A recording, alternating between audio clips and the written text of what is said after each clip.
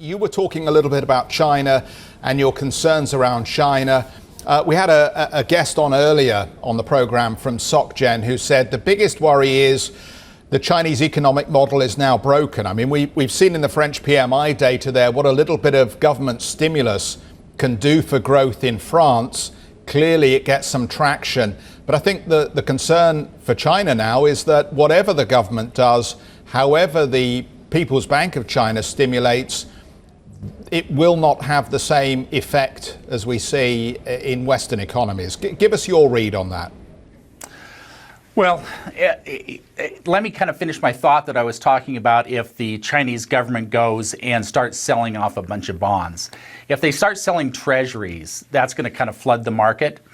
If the market floods, that the Fed has no choice but then to continue to raise interest rates at a pretty spectacular rate. So that's the thing that I'm really concerned about when we are talking about the Chinese opening up and their coffers and starting to sell their bonds.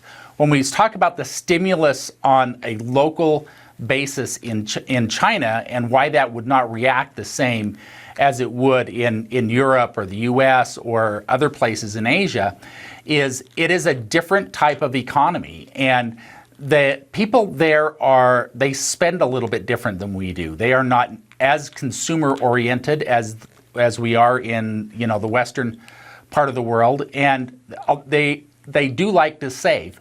But at the same time, they are very much a speculative country. The people there like to speculate, and they like to look at new things. And so, just putting money into the economy is not necessarily going to create the type of growth. The interesting thing that you mentioned in the statistics coming out of France is that they're trying to control inflation, but they're also stimulating growth.